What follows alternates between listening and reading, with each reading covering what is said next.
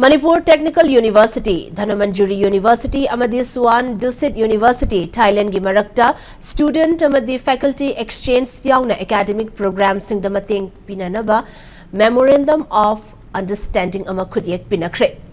MoU adu Thailand gi Bangkok ta leiba SUAN DUSIT University da pangthokpa thoram amada University asigi chairman Dr. Tanom Intrakumnart, Vice President Dr. Ponchanet Kyonate, Dhanmanjuri University amadi Manipur Technical University ki Vice Chancellor Professor W. Chanbabu Singh, DMU University ki Registrar Dr. R.K. Jotin Singh, Manipur Technical University ki Registrar Ramananda Nomai Kapamgi marakta pinakhibani.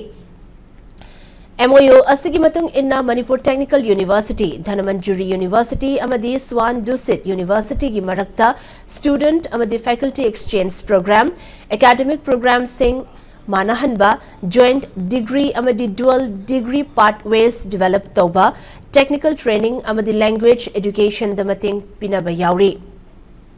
Yanache adada khudiyek pinakhiba asana institution Singi marakta educational ties mapangal kangkhat hanba, academic excellence samadi international engagement the kongfam ama pibangam lagani haina panadi.